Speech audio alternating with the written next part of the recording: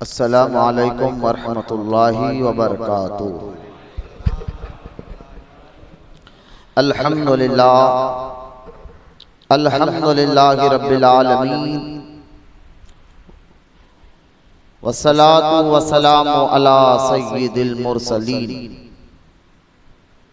व अला आलिहि व अस्हाबिहि अजमाइन। अम्मा बाद वक़ाल अल्लाहु तआला फ़िल क़ुरआनिल मजीद फ़अऊज़ु बिल्लाहि मिनश शैतानिर रजीम बिस्मिल्लाहिर रहमानिर रहीम। अला इन्ना हिज़्बल्लाहि हुमुल मुफ़्लिहून।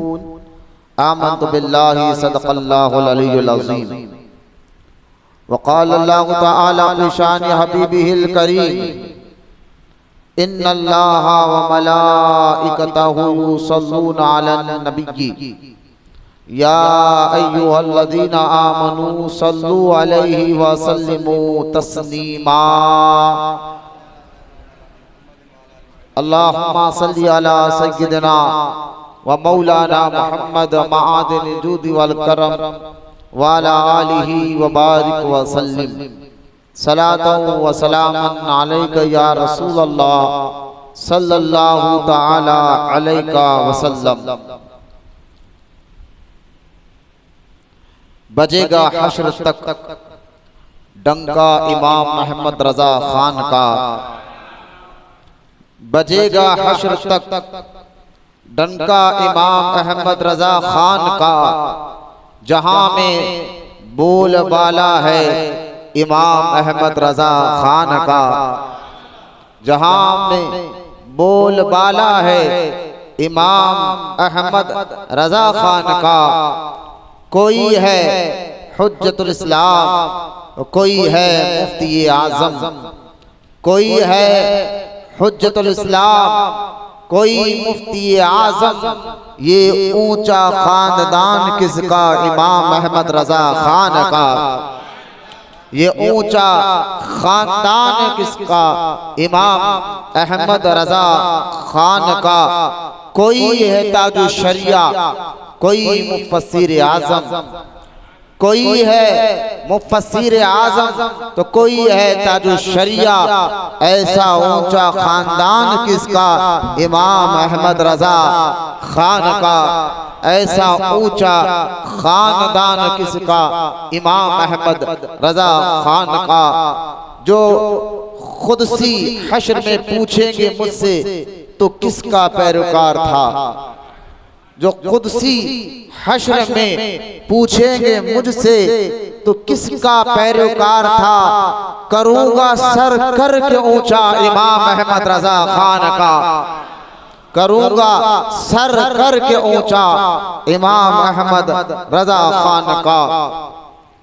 मौजूद सामीन, जैसे कि आप तमाम जानते हैं कि इस ज़िलक़अदा का मुबारक महीना और इस मुबारक महीने में बिलखुसूस सिलसिला रज़विया में जो ताजुल शरिया अलैहि रहमत रिज़वान से या उनके बाद उनके खुलफा से जो मुरीद हुए हैं, तो हुजूर ताजुल शरिया के मुरीद के लिए और ताजुल शरिया के मुरीद के लिए ये मुबारक महीना उर्स पाक का महीना है।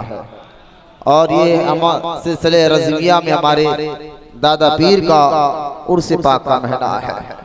और फिर इसी मुबारक महीने में सदरुल शरिया हजरत अल्लामा मौलाना अमजद अली आज़मी अलैहि रहमत रिज़वान जो खलीफा आला हजरत है, आला हजरत के खलीफा है, उनका भी उर्स मुबारक इसी मुबारक ज़िलक़अदा के महीने में होता है। हम हैदराबाद दक्कन के लोग इस महीने को बंदा नवाज का महीना भी कहते हैं, क्योंकि इस महीने में हुजूर सैयदना ख्वाजा बंदा नवाज इस दराज अलैहि रहमत रिज़वान का भी उर्स मुबारक इंशाअल्लाह अल्लाह ताला जिंदगी बाकी रखा तो आने वाले इतवार को हम मनाएंगे इसी खानकाए महबूब औलिया में।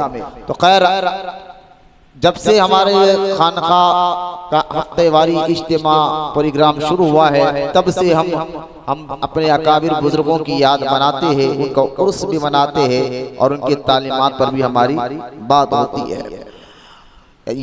एक बात याद रखे कि ये दीन इस्लाम क़यामत तक रहने वाला है। तो इस दीन इस्लाम, क्योंकि अब कोई नबी क़यामत तक नहीं आएगा, लेकिन दीन इस्लाम को बका के लिए, दीन इस्लाम के जरिए लोगों की हिदायत देने के लिए अल्लाह ताला हर दौर में अपने मुक़द्दस और महबूब बंदों को भेजता रहेगा और उनके जरिए दीन इस्लाम का काम लेते रहेगा। ये जो औलिया इकराम है, ये हर दौर में रहते हैं और इनके जरिए अल्लाह ताला कुरान और सुन्नत की खिदमत को लेता है। और ये समझिए कि ये बुजुर्गान दीन दूध का दूध और पानी का पानी कर कर जो खालिस दीन है, जो खालिस इस्लाम है, वो लोगों के सामने रखते हैं। और फिर वो ऐसे अल्लाह के नेक बंदे और बहादुर बंदे हैं कि देखिए फिर वो इस काम में ना वो किसी की परवाह करते हैं, जाने दीन की खिदमत के लिए ना वो किसी सेठ को खातिर में लाते हैं, ना वो किसी लीडर की परवाह करते हैं, ना किसी जो है पहलवान या रोडियों की परवाह करते हैं। जो हक होता है, जो सच होता है, वही काम वो आगे करते रहते हैं। तो इन औलिया इकराम के उर्स मनाना और इनकी याद मनाना यकीनन अहले ईमान का जो है, इनकी याद मनाने से ईमान और अकीदा मजबूत होता है। इसलिए पहले आए, सबसे पहले कुरान पाक में जहां अल्लाह ताला ने बहुत से अपने महबूब बंदों का जिक्र किया है, नबियों का, रसूलों का जिक्र किया है, उसी कुरान पाक में अल्लाह ताला ने अपने वलियों का भी जिक्र किया है। अल्लाह ताला ने जो आयत मुबारक मैंने पढ़ी है, पहले इस आयत के मुतालिक कुछ सुन लेते, फिर हुजूर ताज शरिया की बारगाह में हम हाजिरी देंगे।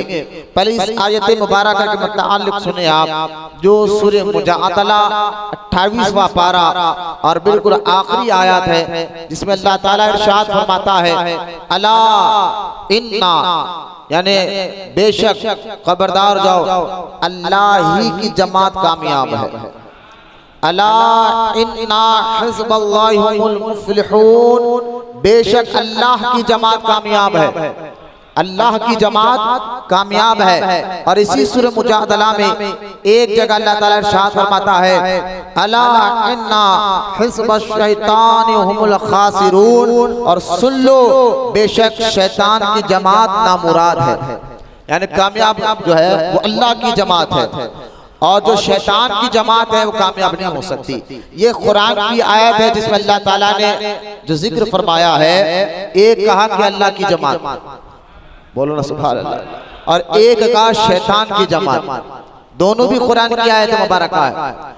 अब देखिए शैतान की जमात का मतलब क्या है, तो उलमा इकराम बयान फरमाते हैं, देखिए शैतान जब दुनिया में आया है अल्लाह से वादा कर कर, तो भटकाने के नए नए जरिए और नुमाइंदों को पैदा करता है। जैसा कि हदीस पाक में आता है, अल्लाह के रसूल सल्लल्लाहु ताला अलैहि वसल्लम ने इरशाद फरमाया कि जब क़यामत के करीब और बिल्कुल फितनों का दौर, फितनों का दौर है, आप देख ले हुजूर रहमते कौनैन सल्लल्लाहु अलैहि वसल्लम ने इरशाद फरमाया था कि क़यामत के करीब जो है लोग इल्म की कदर कम कर देंगे, उलमा की इज्जत नहीं करेंगे। यहाँ तक कि हुजूर ने फरमाया था कि एक औरत अपने आका को जनेगी, ये दौर चल रहा है, मतलब यानी बेटा माँ को नौकरानी तरह सुलूक करेगा माँ के साथ। इस तरह के हालात आप जो देख रहे हैं, और ये आखिरी क़यामत की निशानियों में से है। फिर अजब अजब जमाते हैं और बदअकीदे हैं जो हमारे ईमान, हमारे अकीदे को लूटना चाहते हैं। तो ऐसे फितनों का दौर है। अब हम फितनों को ज़हन में रखते हुए आयत मुबारक सुने, जिसमें अल्लाह ताला इरशाद फरमाता है कि अल्लाह की जमात कामयाब है और शैतान की जमात खसारे में है। तो शैतान की जमात से मुराद क्या है, उलमा इकराम बयान फरमाते हैं, हदीस पाक में आता है, अल्लाह के रसूल सल्लल्लाहु अलैहि वसल्लम ने इरशाद फरमाया, क़यामत के करीब शैतान की जमात का एक नुमाइंदा जिसका नाम दज्जाल है। दज्जाल जब आएगा, अब देखिए दज्जाल की एक दिन की जिंदगी 1 साल के बराबर की होगी। एक दिन उसके लिए 1 साल के बराबर कर दिया जाएगा। अब सुनते जाए दज्जाल के बारे में, यानी वो उसके लिए 1 दिन होगा लेकिन 1 साल के बराबर उसका दिन इतना बड़ा कर दिया जाएगा दज्जाल के लिए। फिर वो 1 दिन में पूरी दुनिया का दौरा करेगा और फिर अपने साथ कई ऐसे शोबतेबाजियां दिखाएगा। हदीस पाक में आता है कि वो कहेगा कि मैं तुम्हारा खुदा हूँ, मेरी इबादत करो, मुझे सजदा करो, और जो मेरी बात मानेगा, हदीस पाक में आता है अपने सीधे बाजू को बताएगा कि देखो ये जन्नत है, जो मेरी बात मानेगा मैं उसको जन्नत में दाखिल करूंगा। लोग देखेंगे, आज वो लोग भी ज़हन में ये बात बिठा ले, हर चढ़ते सूरज को सलाम ना करे, हर एक के पीछे भागते हुए ना फिरे, कब हमारा ईमान लूट लिया जाता है पता नहीं चलता। तो लिहाजा चमकते सूरज को, हर चमकते सूरज को सलाम नहीं किया जा सकता, वरना दज्जाल भी ऐसे शोबतेबाजियां दिखाएगा कि वो कहेगा कि ये जन्नत है। लोग देखेंगे कि वाकई हरी भरी चीज नजर आएगी, यानी लोग कहेगा दज्जाल की ये जन्नत है, मेरी बात मानो। तो लिहाजा वो जो है, जो उसकी बात मानेंगे, बाज़ाहिर वो लोगों को जन्नत में डालेगा, लेकिन हकीकत में वो दोज़ख होगी, हकीकत में वो दोज़ख में होगी। और फिर वो कहेगा जो मेरी बात नहीं मानेगा, जो मुझे खुदा नहीं मानेगा, जो अहले ईमान होंगे, जिसके दिल में अल्लाह का मोहब्बत, रसूल की मोहब्बत और ईमान होगा, वो उसके पेशानी पर काफा और रे काफिर लिखा हुआ देख लेंगे, उसको खुदा नहीं मानेंगे तो वो उठाकर बाज़ाहिर आग जलते हुए आग में डालेगा, कहेगा ये दोज़ख है। लेकिन जैसा ही वो आग में डालेगा, लेकिन वो सीधा जन्नत में दाखिल हो जाएगा। कहने का मकसद ये है, दज्जाल को इतनी अटैरिटी, दज्जाल को इतना पावर, दज्जाल के पास इतना इख्तियार कि वो 1 दिन में पूरी दुनिया का दौरा करेगा। वो अपने आबाद जन्नत दिखाएगा, दोज़ख दिखाएगा, यहाँ तक कहेगा मैं तुम्हारे लिए खुदा हूँ, तुम कहो तो पानी बरसा कर बताओ, तुम कहो तो सूखी जमीन को हरा भरा कर कर बताओ। लोग कहेंगे जो उसको खुदा मानते माज़अल्लाह, वो कहेंगे अगर तू खुदा है तो बारिश बरसा कर बता, तो बारिश भी बरसा कर बताएगा, सूखी जमीन को हरा भरा कर कर भी बताएगा। अब तवज्जो फरमाए, कहने का मकसद ये है, दज्जाल जो शैतान की जमात का नुमाइंदा है, शैतानी जमात का नुमाइंदा है, यानी वो तो शैतान, क्योंकि कुरान में फरमाया ना कि शैतान की जमात कामयाब नहीं होगी, जो अल्लाह ने कुरान में फरमाया। तो शैतान की जमात का ये जो नुमाइंदा है, उसको इतना इख्तियार दिया गया कि वो 1 दिन में पूरी दुनिया का दौरा कर रहा है, जन्नत भी दिखा रहा है, दोज़ख भी दिखा रहा है, और सूखी जमीन को हरी भरी कर कर बता रहा है, आसमान से पानी उतार कर बता रहा है, और लोगों को कह रहा है माज़अल्लाह मैं तुम्हारा खुदा हूँ। खैर, वो कहने का मकसद ये कि ये तो शैतान की जमात का नुमाइंदा है, लेकिन इसके पास इतना पावर कैसा, इसके पास इतनी ताकत कैसा, इसके पास इतना इख्तियार कैसा आया? तो तमाम अहले ईमान कहेंगे उसको पावर देने वाला, उसको इख्तियार देने वाला भी अल्लाह ताला है।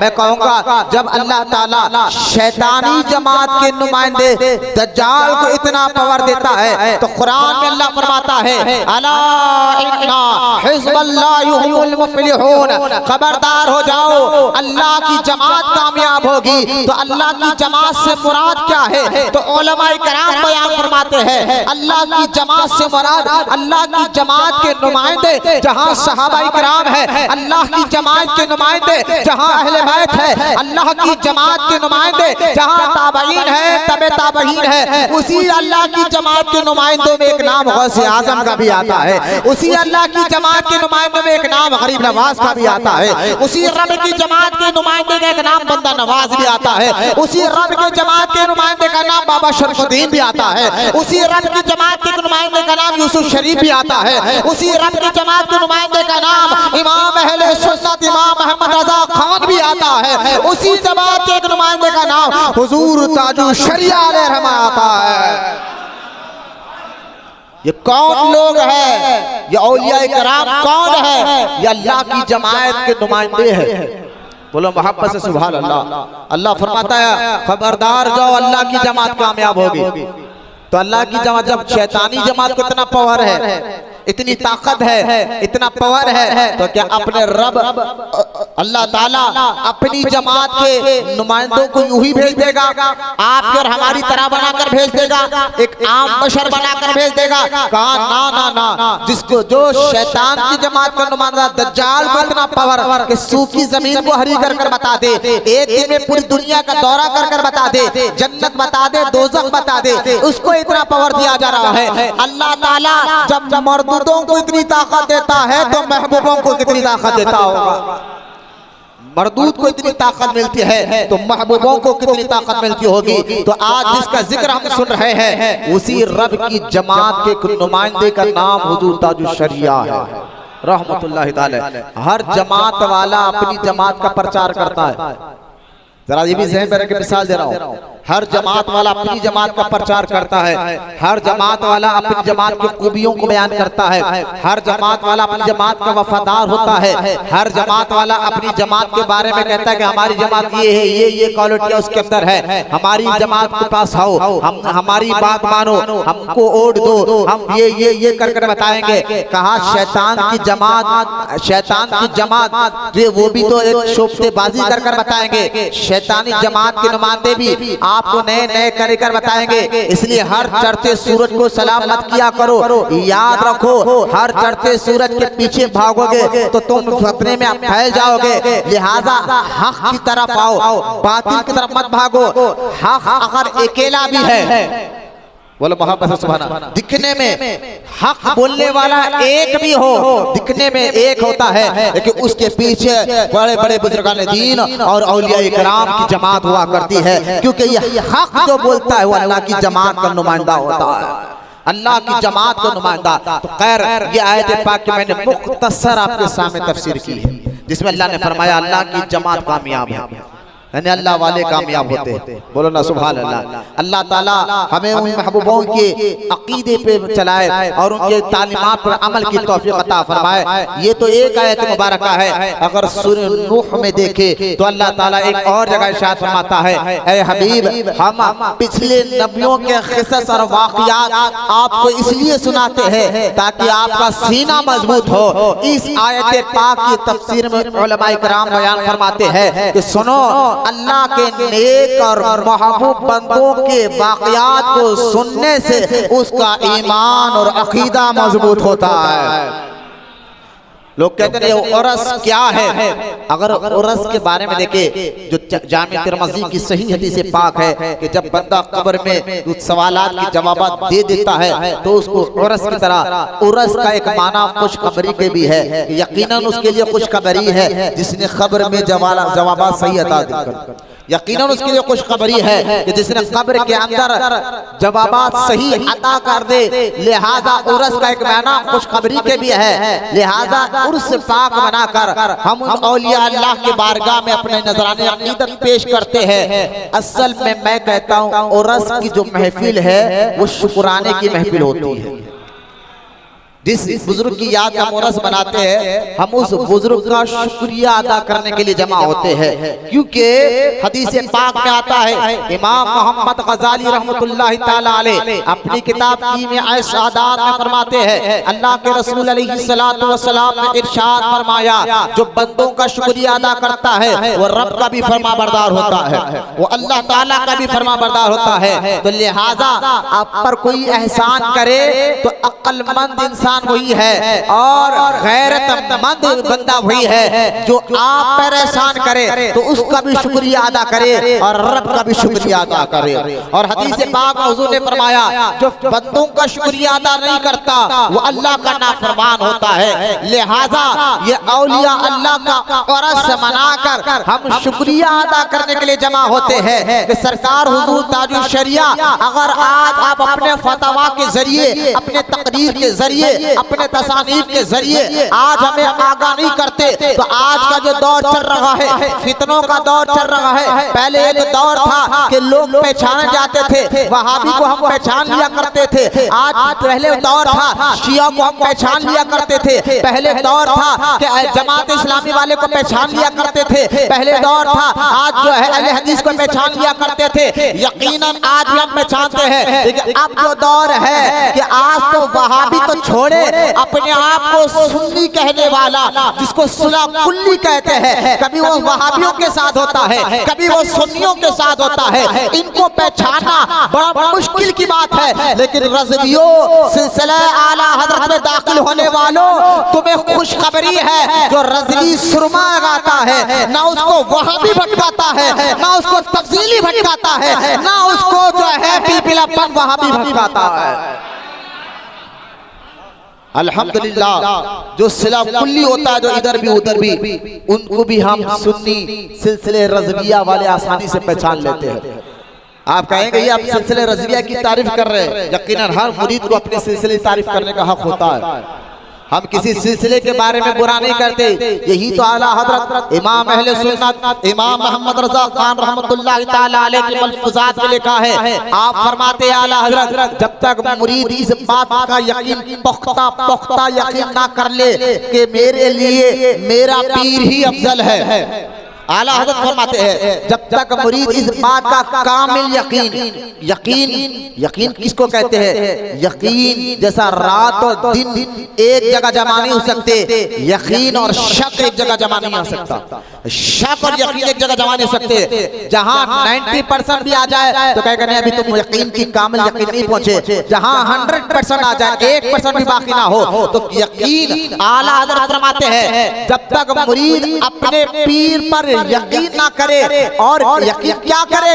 वो यकीन करे कि मेरे लिए, जुमला भी गौर करे, मेरे लिए मेरा पीर ही अफजल है, जिसमें ये नहीं कहा आला हज़रत ने कि मेरा पीर सारे पीरों से अफजल है, ना, कह रहे मेरे लिए मेरा पीर अफजल है।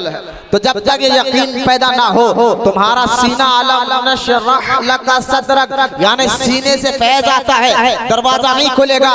जब ये यकीन पैदा होगा तभी जो है फैज़ खुलेगा। तो इसी कौल के तहत हम कह रहे हैं, अल्लाह का शुक्र एहसान है, अल्लाह ताला ने ईमान की दौलत भी अता फरमाई, फिर सुन्नी भी बनाया और आला हज़रत के सिलसिले में भी रखा है, आला हज़रत के सिलसिले में भी रखा है। लिहाजा मैं खुशखबरी देता हूँ तमाम सुन्नी रज़वियों को कि आपको इस फितने के दौर में आला हज़रत का दामन मिला, जो आपको कभी इंशाअल्लाह रज़वियों के सिलसिले में, सिलसिले रज़विया में जब कोई बंदा आ जाता है, सबसे पहले अगर वो मुरीद पढ़ा लिखा भी ना हो लेकिन सिलसिले में आ जाए, तो सबसे पहले उसके अंदर जो चीज आती है वो हुजूर के गुस्ताखों से दुश्मनी पैदा होती है।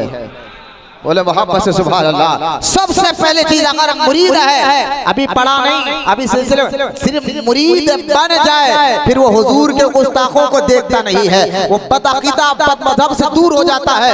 मैंने कहा ये सिलसिले का पहला फैज़ है जो हर मुरीद को अता किया जाता है, हर मुरीद को मिलता है। और फिर जो है फिर सुलह कुल्ली हो, तफसीली हो, वो जो है उसको भी जो है रज़वियों को वो भटका नहीं सकते, उनको भी वो आसानी से समझ सकता है। तो खैर मैं आपको ये बताना और समझाना चाह रहा था कि इमाम अहमद रज़ा खान अलैहि रहमतुर रिज़वान का ये मुबारक खानदान, जब आप 1857 का गदर देखेंगे, 1857 से पहले का अगर आप दौर देखेंगे, 1857 में मौलाना फजल हक खैराबादी रहमतुल्लाह ताला अलैह, जिन्होंने अंग्रेजों के खिलाफ फतवा दिया था कि इनके साथ जिहाद करना मुसलमानों के लिए फर्ज है। जरा तवज्जो फरमाए, ये जब फतवा दिया गया तो उससे पहले की बात है, अगर हिंदुस्तान में अगर इल्मी घराना कोई था, मैं इल्मी घराने की बात कर रहा हूँ, इंडिया में हिंदुस्तान में अगर इल्मी घराना कोई था तो शाह वलीउल्लाह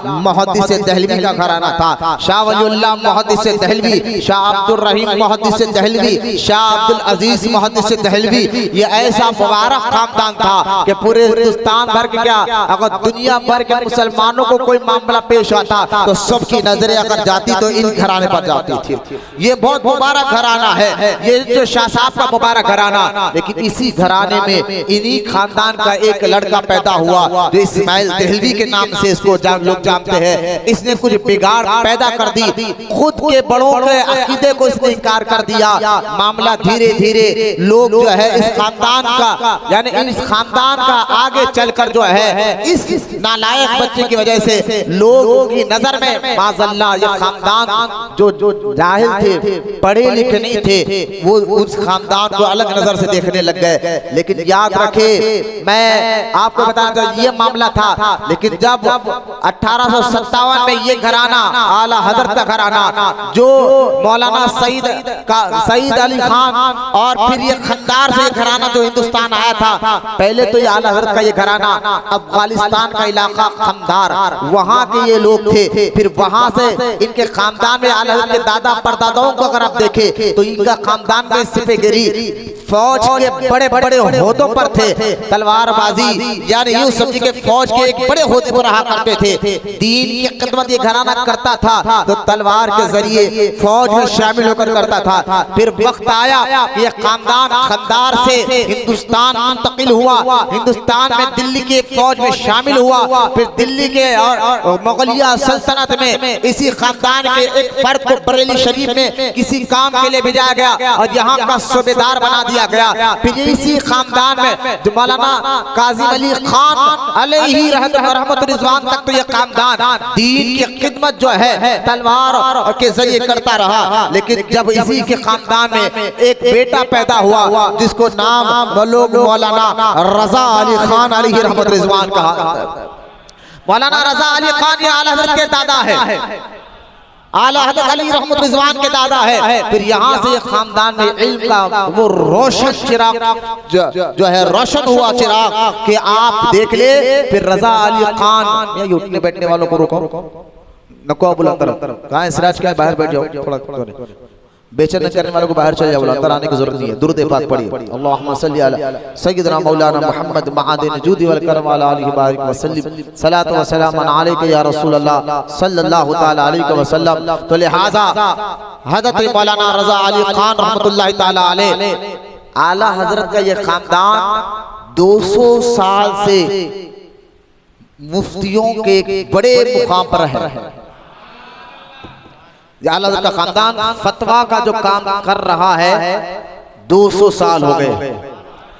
आला हज़रत के दादा रज़ा अली खान अपने वक्त के बहुत बड़े आलिम और मुफ्ती, फिर उनके बेटे मौलाना नकी अली खान अपने वक्त के बहुत बड़े आलिम और मुफ्ती, फिर उनके बेटे मुजद्दिद आज़म इमाम अहले सुन्नत इमाम अहमद रजा खान रहमतुल्लाहि ताला अलैह अपने वक्त मुफ्ती मुजद्दिद आलिम हाजिल मुफस्सिर मुहक्किक मुहद्दिस, यहाँ तक के वली कामिला मौजूद है। फिर उनके 2 बेटे, एक तरफ हुज्जतुल इस्लाम है तो दूसरी तरफ मुफ्ती आजम हिंद है। फिर हुज्जतुल इस्लाम का एक बेटा जिसको मुफस्सिर आजम कहा जाता है, फिर उनका बेटा हुजूर ताजुल शरिया अलैहि रहमत रिजवान। तो ये घराना 200 साल से आला हज़रत का घराना फतवा का काम कर रहा था। मौलाना रजा अली खान जो आला हज़रत के दादा मोहतरम है, ताजुल शरिया के परदादाओं में से है। मौलाना रजा अली खान रहमतुल्लाहि ताला अलैह अपने वक्त में जब 1857 का गदर का मामला शुरू हुआ, मौलाना फजल बदायूनी रहमतुल्लाहि ताला अलैह ने जब अंग्रेजों के खिलाफ फतवा दिया कि अंग्रेज से लड़ना जिहाद करना मुसलमानों के लिए फर्ज हो गया है, तो उस फतवे पर मौलाना रजा अली खान ने भी साइन किया था, आला हज़रत के दादा मोहतरम ने भी साइन किया था। तो जब अंग्रेजों को ये बात मालूम हुई कि बरेली में एक रजा अली खान है जो मुफ्ती है, उसने भी फतवा हमारे खिलाफ दिया है, लिहाजा अंग्रेजों ने हिंदुस्तान में ऐलान कर दिया जो रजा अली खान को पकड़कर हमारे सामने लाएगा हम उसको 5000 रुपया देंगे। आप अंदाजा करिए, आला हज़रत के दादा मोहतरम के खिलाफ अंग्रेजों ने ऐलान किया और फिर आपके मोहल्ले में छापा मारा। तमाम के तमाम लोग रिवायत में आता है रजा अली खान रहमतुल्लाहि ताला जिस इलाके बरेली शरीफ में सौदागरान के जो इलाके में रहते थे, वहां से लोग घर खाली कर कर जा रहे थे, लेकिन आला हज़रत के दादा मोहतरम ने ना घर खाली किया, उसी मकान में रहे। यहाँ तक के ढूंढते ढूंढते पुलिस आपके घर तक पहुंची और आपको पता चला मस्जिद में है। हज़रत के दादा मोहतरम नमाज के लिए गए, लोग कह रहे थे आप बाहर ना निकले, आपको पुलिस ढूंढ रही है, आपको पकड़ लिया जाएगा, आपको जेल में डाल दिया जाएगा, ये काम कर दिया जाएगा। लेकिन जो अल्लाह के बंदे होते हो सिवाय रब से किसी से नहीं डरा करते। ये अल्लाह के महबूब बंदे मौलाना रजा अली खान रहमतुल्लाह ताला अलैह मस्जिद में दाखिल हुए। पुलिस ढूंढते ढूंढते मस्जिद में दाखिल हुई। हैरत की बात है, सारे मोहल्ले ने देखा था। कुछ देर पहले रजा अली खान मस्जिद में दाखिल हुए और उसके 5 मिनट में पुलिस दाखिल हुई। लेकिन पूरी मस्जिद ढूंढते हैं, लेकिन आला हजरत के दादा पुलिस को नजर नहीं आते हैं। ये खानदान ऐसा, अल्लाह ताला ने इनकी ऐसी हिफाजत फरमाई है कि रजा अली खान रहमतुल्लाह ताला अलैह, लोग कहते वो तो मुफ्ती थे, बात सिलसिले वाले। जो मैं कहता हूँ, देखिए अगर आला हजरत को समझना है ना, आला हजरत चाहे आप सिलसिले से हो या ना हो, आला हजरत के खानदान को समझना है तो तुम्हारे अंदर 2 चीज पैदा करना हो, तभी आला हजरत और उनका खानदान समझ में आएगा। हर ये कान पर सुने, अगर आला हजरत और उनके खानदान को समझना है तो 2 चीजें अपने अंदर पैदा करो, तभी आपको आला हजरत और उनका खानदान समझ में आएगा। एक तो तुम्हें इल्म हासिल करना होगा, आला हजरत को समझना है, उनके खानदान को समझना है तो पहले इल्म हासिल करना होगा। दूसरा, दीन के और रसूल के वफादार बनना पड़ेगा। जो दीन का वफादार हो, जो रसूल का वफादार हो सल्लल्लाहु अलैहि वसल्लम, वो आला हजरत का कभी इनकार नहीं कर सकता, क्योंकि सारी जिंदगी आला हजरत की क्या थी, उन्हें जाना। हाय हाय, आप देखें ना क्या थे आला हजरत के सारे, उनका खानदान, हुजूर ताजुल शरिया की जिंदगी को क्या था, उन्हें जाना, उन्हें माना, ना रखा गैर से काम। कभी से शेर की लज्जत को समझे। आला हजरत को जो शेर है, मैं दाऊद अशरफी को कह रहा था कि आला हजरत जो नात लिखते हैं ना, वो नात नहीं बल्कि नात लिख रहे हैं ना, ये आला हजरत की करामत भी है। और आला हजरत ये नात, आप समझ रहे हैं कि आला हजरत जब शेर लिखते थे, नात लिखते थे तो कोई प्रोग्राम बनाते थे, ना ना ना, बल्कि आला हजरत को ये अता होता था। हाय हाय, बोलो मोहब्बत से सुभान अल्लाह, खुद ब खुद अता होता था। लिहाजा ये सारा खानदान को समझना है तो आलिम इल्म हासिल करना होगा। दूसरा, आशिक रसूल और वफादार रसूल बनना पड़ेगा, क्योंकि ये सारा खानदान ने जब भी कलम उठाया, अपने लिए नहीं, अपनी जात के लिए नहीं, अपना इल्म का लोहा बनाने के लिए नहीं, अपनी वाहवाह के लिए नहीं, बल्कि जब भी उठाया तो बस इसलिए उठाया। आला हजरत की शेर में समझो, आला हजरत फरमाते हैं, उन्हें जाना, उन्हें माना, ना रखा गैर से काम। उन्हें जाना, उन्हें माना, ना रखा गैर से काम। लिल्लाहिल हम्द, मैं दुनिया से मुसलमान गया। बोलो मोहब्बत से सुभान अल्लाह। लिल्लाहिल हम्द, दुनिया से मैं मुसलमान गया। इस शेर की शरह क्या है? अगर इस शेर का मतलब समझना चाहते हैं तो आला हजरत के खानदान को पढ़ लो।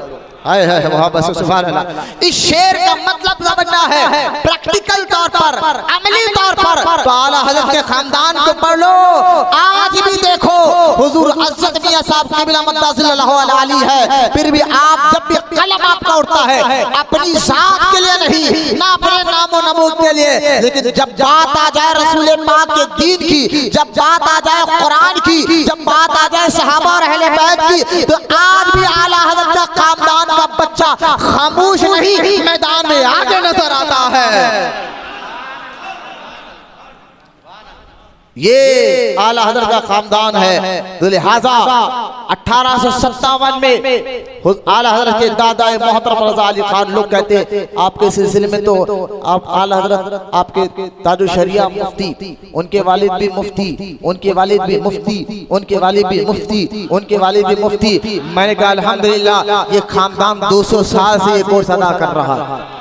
200 साल के करीब हो गया है कि खानदान पे के बाद एक मुफ्ती आ रहे हैं और ये सिलसिला इंशाल्लाह आज भी जारी है। लेकिन कहता नहीं, आप समझने में कहना क्या चाहता हूँ, बोले क्या कि आपके सिलसिले में तो आलिम है, मुफ्ती है, मुहक्किक है, मुहद्दिस है। लिहाजा आलिम, मुफ्ती, मुहद्दिस, मुहक्किक और है, वली और है, विलायत और है, रंग अलग होता है, अंदर की बात अलग होती है, अंदर की निगाह अलग होती है, तरीक़त और है, शरीयत और है। मैंने कहा ये धोखलेबाजी मत बताओ। आज जाहिल लोगों को तुम ये बातें बताकर भटका सकते हो, लिहाजा क्या तुम्हें ये पता नहीं गौसे आज़म दस्तगीर रज़ी अल्लाह ताला अन्हु आलमे अरवाह से वली, सरदारे औलिया, इमामुल औलिया, लेकिन सबसे पहले आलिम बन रहे हैं, मुफ्ती बन रहे हैं, मुहद्दिस बन रहे हैं, मुहक्किक बन रहे हैं। मतलब क्या है, अल्लाह का वली वही होता है जो आलिम हो, मुफ्ती होता है। अगर इल्म ना भी हो तो अल्लाह ताला गैब के सीने में इल्म को दाखिल फरमा देता है।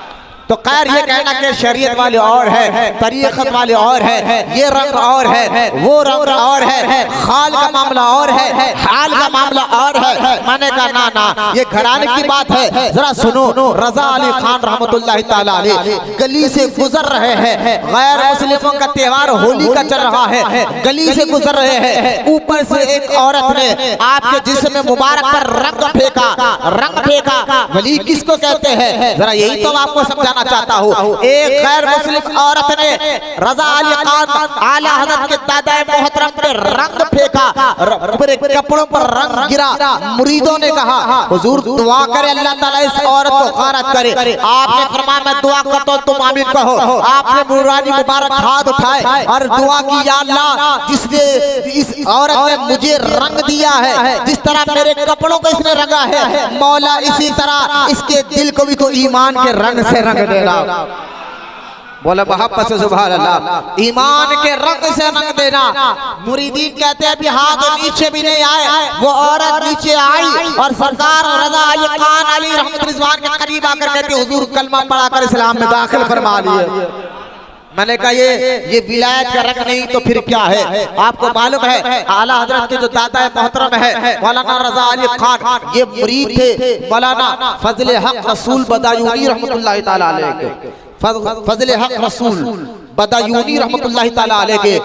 अंदाजा करें ना आला हजरत का ये घराना शुरू से इल्मी घराना, और जो उनके पीर हो गए, हाय हाय भाई, हर आदमी की सोचने की अपना अपना स्टेट होता है ना।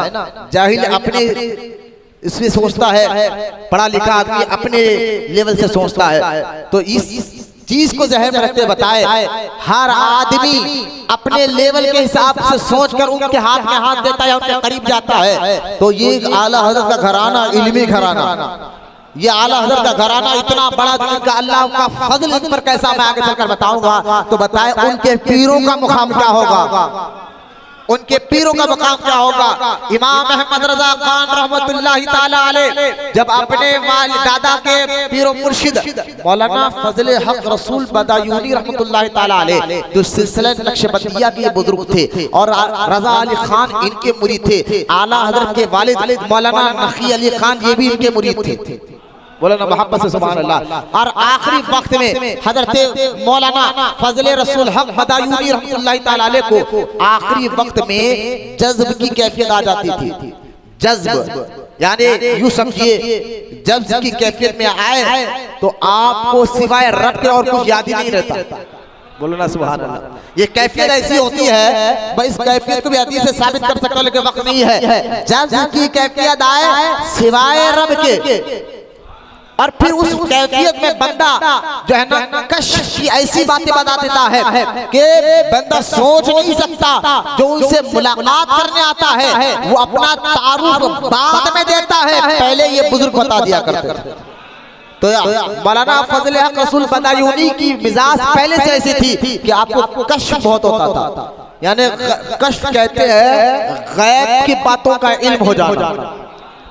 तसव्वुफ में तरीक़त में कश्फ उसको कहते हैं वो बुजुर्गान दीन जिनको अल्लाह ताला गैब की बातों का इल्म दे देता है, वो सब जानते हैं, उसको कहते हैं तसव्वुफ में तरीक़त में कश्फ। क्या कहते हैं? कश्फ कहते हैं। तो हज़रत मौलाना फजले हक रसूल बदायूनी रहमतुल्लाहि ताला अलैह कश्फ की कैफियत में बादशाह थे। बोलो ना सुभान अल्लाह। बात समझ में आ रही ना? बात समझ में आई तो मुझे मोहब्बत से सुभान अल्लाह। कश्फ की कैफियत में बादशाह थे। अब सुनिए वो हालत में जज्ब में है, कश्फ की कैफियत में है। दरवाजा खटखटाया गया, मुरीद ने दरवाजा खोल कर कौन? कहा जाकर कहो फकीर अहमद रज़ा मिलने आया है। जाकर कहो, खादिम से कहा फकीर अहमद रजा मिलने आया है। लिहाजा खादिम अंदर जाकर कहता है हुजूर कोई अहमद रजा आया है, आँख बंद है, हालत में जज्ब है, कष्ट की कैफियत में है। कहा आँख बंद कर कि वो भी मुफ्ती और अपना वक्त का मुजद्दिद फजल हक रसूल बदायूनी कह रहे हैं। अरे ये तो मुफ्ती है, अपने वक्त का मुजद्दिद है, इनके वालिद भी मुफ्ती है, इनका दादा भी मुफ्ती है, इनको मुझसे क्या काम है? ये तो आला घराने वाले लोग हैं, आला घराने वाले लोग हैं। फिर कहा अच्छा बुलाओ उसको, बोले ना सुभान अल्लाह, बुलाओ अंदर बुलाओ। जब अंदर बुलाया गया आला हज़रत बिल्कुल अदब के साथ बैठे। आला हज़रत के वालिद का पीर घराना है ना भाई, बिल्कुल अदब के साथ, अदब जरूरी है। हाँ आलिम बन जाओ, हम अदब नहीं आया तो फिर फैज दरवाजा नहीं, अदब मामला। अदब जो है ना, आला हज़रत रहमतुल्लाहि ताला अलैह अपने पीर और मुर्शिद के घर जाते थे ना, तो बरेली से माहिरा शरीफ जाते तो माहिर हिरा से वहां से अपने चप्पल को उतार लेते और माहिर हिरा रेलवे स्टेशन से पीर घराने तक नंगे पैर जाया करते थे। ये अदब जब तक ना आए ना, पीर का अदब। आज तो एक माने गाना निजामुद्दीन औलिया फरमाते कि रस्मी मुरीद बहुत मिल जाएंगे, हकीकी मुरीद तो आपको मिलेंगे नहीं, रस्मी मुरीद तो आपको जगह जगह मिल जाएंगे। बस आए मुरीद बन गए, परवाह नहीं, ना पीर की परवाह ना उनके अदब की परवाह, कोई लिहाज नहीं है। लिहाजा पहले के लोग जो है ना, गली से गुजरता हुआ कुत्ते को देख लेते तो खड़ कर कहते इसी कलर के कुत्ते को मैंने अपने पीर के घर के सामने जाता हुआ देखा था। ये मामला था अदब का। अदब तो ज्यादा जरूरी होता है, अदब का हमारा मौजू नहीं है। आला हज़रत रहमतुल्लाहि ताला अलैह फजले हक रसूल बदायूनी रहमतुल्लाहि ताला अलैह के सामने जाकर बैठ गए, अदब के साथ, बिल्कुल ताज़ीम और इज्जत के साथ बैठ गए। जब बैठा था आपके बद है, जज्ब की कैफियत है, जज्ब की कैफियत है। आला हज़रत रहमतुल्लाहि ताला अलैह को उन्होंने कहा फजले हक रसूल बदायूनी ने कि अहमद रजा कुफ्र के फतवे में जल्दी मत करो। जिबला देखे, कुफ्र का फतवा देने में जल्दी मत करो। आप दिल ही दिल में कहते या रसूल अल्लाह है। आला हज़रत फरमाते मैंने दिल में कहा। अब ये तो बुजुर्ग जस की कैफियत में आंख बंद करके बैठे हैं, दिल में कहा कि या रसूल अल्लाह सल्लल्लाहु अलैहि वसल्लम, आका मैं आप जानते हैं जो आपका गुस्ताख होता है, जो रब का गुस्ताख होता है, मैं उसी के खिलाफ कलम उठाता हूँ। दिल ही में कहा। अचानक फजले रसूल हक बदायूनी रहमतुल्लाहि ताला अलैह के अल्फाज बदले और कहा अहमद रजा आज के बाद हुजूर की शान में कोई अदना भी गुस्ताखी करे तो तू पहले फतवा दिया करना।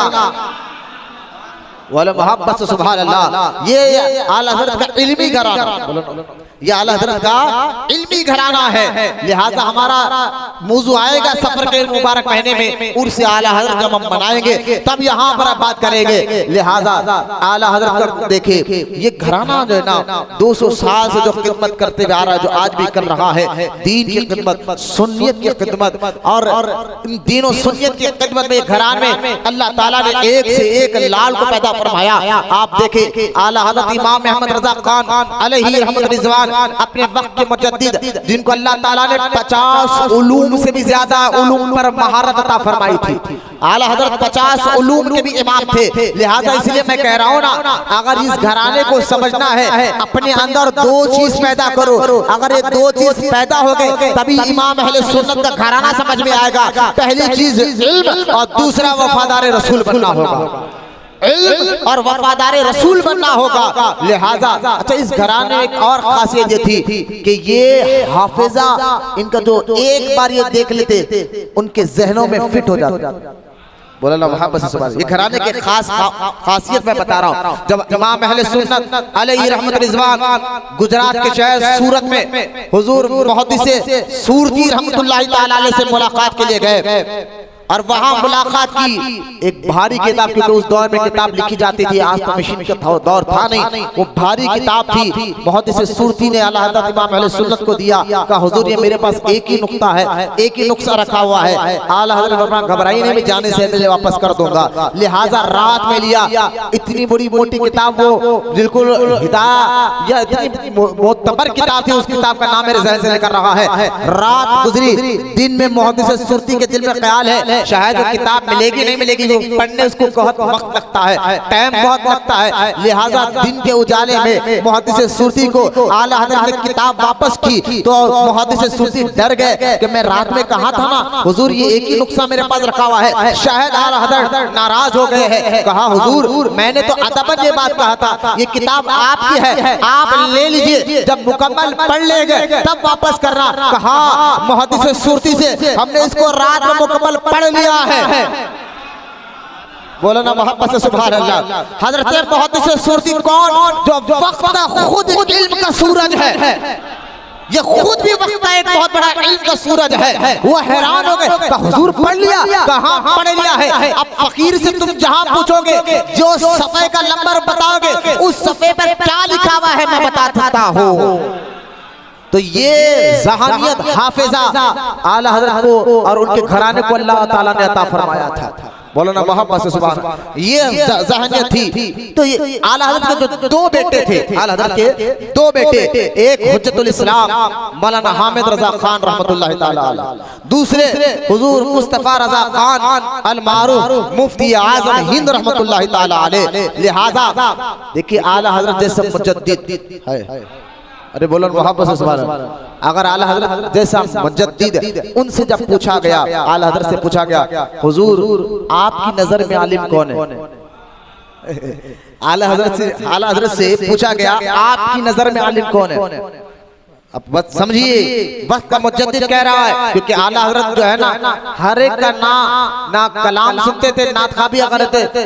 हज़रत सैयदना किफ़ायत अली कैफी रहमतुल्लाहि ताला अलैह, इनकी लिखी हुई नात को सिर्फ आला हज़रत सुना करते थे। दूसरे अपने भाई मौलाना हसन रज़ा खान अलैहि रहमत रिज़वान की लिखी हुआ कलाम को सुना करते थे। अब ये दो नात खाओं की नात को आला हज़रत सुना करते थे। बोलो ना मोहब्बत से सुभान अल्लाह। अगर मौलाना सैयद किफ़ायतुल्लाह कैफी के बारे में सुनाऊं तो वक्त ज्यादा हो जाएगा। अब आला हज़रत से पूछा गया आप ये बताएं आपकी नजर में आलिम कौन है? आला हज़रत फरमाते आज के दौर में मेरी नजर में जो बेहतरीन, कौन कह रहा है? कौन कह रहा है?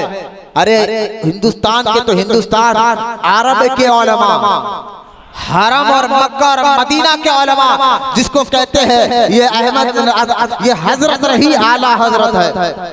जहां हरम के उलमा आला हजरत से हदीस की सनद लेने आते हैं, फिक्र की सनद लेकर आते हैं। उलमा कह उठे अगर आला हजरत इमाम आजम अबू हनीफा के दौर में होते तो इमाम आजम अबू हनीफा आला हजरत को अपने खास शागिर्दों में रखा लिया करते।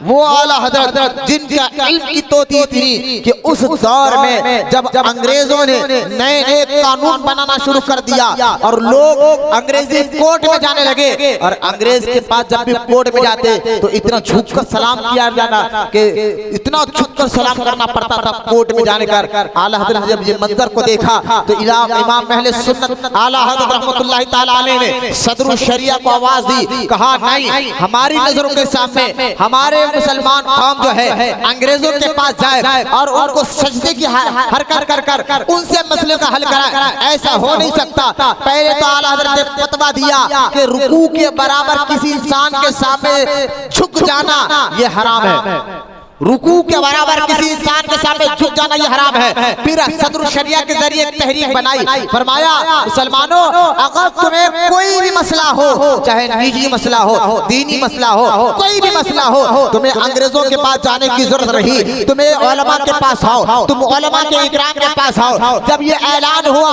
आज देख ले उस दौर में ना नेट का दौर है, ना फेसबुक का दौर है, ना यूट्यूब का दौर है, लेकिन आला हज़रत का ये फरमान जारी हुआ कि आज के बाद मुसलमान अपने उलमा से मसले पूछकर मसलों का हल निकाले। ये कहना था सिर्फ हिंदुस्तान नहीं, इंडिया के तो हर मुल्क से लोग फतवा बरेली से मंगाते थे, ये तो है, लेकिन उठाकर देखो फतवा रज़विया लोग जो है यूएसए अमेरिका वाले हो, वहां के मुसलमान भी आला हज़रत से रब्ता करते थे, इराक के मुसलमान भी आला हज़रत से रब्ता करते थे, बगदाद के मुसलमान भी आला हज़रत से रब्ता करते थे, ईरान के मुसलमान भी आला हज़रत से रब्ता करते थे, यहाँ तक कि साउथ अफ्रीका के मुसलमान भी आला हज़रत से रब्ता किया करते थे। ये ऐसा घराना है भाई, जिसका आज भी बोलती बाती तफसीर जो है आला हज़रत की जो किताब है फतवाए अफ्रीका, अगर पढ़ कर देखे फतवाए अफ्रीका को, कहाँ अफ्रीका, ना यूट्यूब का दौर, ना फेसबुक का दौर, ना कोई इंटरनेट का दौर, लेकिन कैसी मकबूलियत अल्लाह ताला ने इस घराने को अता फरमाया, किस तरह की मकबूलियत अल्लाह ताला ने आला हज़रत को अता फरमाई थी। आप सोचिए बड़े बड़े उलमा, यहाँ तक के खुद मौलाना करामतुल्लाह शाह दहलवी हो या गुलाम दस्तगीर जो रहमतुल्लाह ताला अलैह हो, कौन गुलाम दस्तगीर में अक्सर बयान में करता हूँ, गुलाम दस्तगीर रहमतुल्लाह ताला अलैह ये दोस्त थे कासिम ननवाती के। और देखिए जब कासिम ननवाती की जो है झूठ सामने आई, बदबख्ती सामने आई, यही गुलाम दस्तगीर साहब के बिला जो वक्त के अपने आलिम यूसुफ ये खुसुम के रहने वाले थे, ये इलाका भी पाकिस्तान में आ गया है, खुसुम के रहने वाले थे, वहाँ इलाके के अपने आला हज़रत थे। इल्म ऐसा गुलाम दस्तगीर साहब के बाद कि अपने वक्त के अपने इलाके के आला हज़रत है। गुलाम दस्तगीर जो अल जमील लिखकर गुलाम दस्तगीर ने इन देवबंदियों को जो है पसीने छुड़ाए थे और दोस्ती को नहीं देखा, कहा कि नहीं दोस्ती गए बाजू, पहले अल्लाह उसके रसूल की गुलामी है, लिहाजा ये गुलाम दस्तगीर हो। बड़े बड़े उलमा जहां राब्ते में आते थे, वो घराना इमाम अहमद रजा खान का है अलैहि रहमतुर रिज़वान, गुलाम दस्तगीर हो, मौलाना करामतुल्लाह शाह दहलवी हो, जिन्होंने सवाल किया था तो आला हज़रत से सवाल किया था कि हुजूर खुद भी आलिम थे, खुद भी मुफ्ती थे, खुद भी मुहक्किक थे मौलाना करामतुल्लाह शाह दहलवी, लेकिन उनके दौर में फितना फैल गया, वहाबियों ने फैलाया था कि हुजूर दाफिल बला नहीं है, हुजूर बलाओं को दूर नहीं कर सकते, हुजूर मुश्किल कुशा नहीं है, लिहाजा बलाओं को अल्लाह दूर करता है, मुश्किलों को अल्लाह दूर करता है, परेशानियों को अल्लाह दूर करता है। वहाबियों ने जब हिंदुस्तान में ये बात फैला दी तो मौलाना करामतुल्लाह शाह दहलवी ने खत लिखकर ये फतवा मंगाया, तो इमाम अहमद रजा खान से मंगाया था।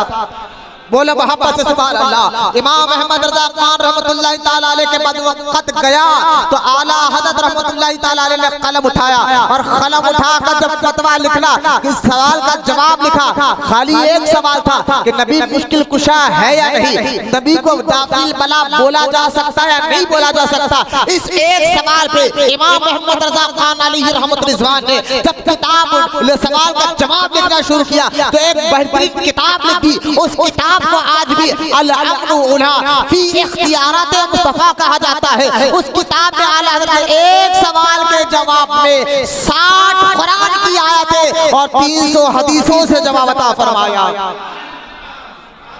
60 कुरान की आयतें और 300 हदीसों से जवाब अता फरमाया। ये घराना आप सोचिए, आला हज़रत से पूछेगा हुजूर आपकी नजर में आलिम कौन है? ये ऐसा इल्म घराना 50 उलूम जिनको इमामत का दर्जा हो, जिनका हाफिजा ऐसा को महीने भर के अंदर कुरान याद कर ले, जो मुहक्किक है, मुहद्दिस है, मुफस्सिर है, आप जो है उलूम के हर उलूम में इमामत का दर्जा रखने वाले, चाहे वो इल्म फल्कियात हो यानी आसमानों का इल्म हो, तारों का इल्म हो, चांद का इल्म हो, सूरज का इल्म हो, पानी का इल्म हो, झाड़ों का इल्म हो, पहाड़ का इल्म हो, हैवानात का इल्म हो, जिस फील्ड में आते आला हज़रत को लोग इमामत के दर्जे पर पाया करते थे।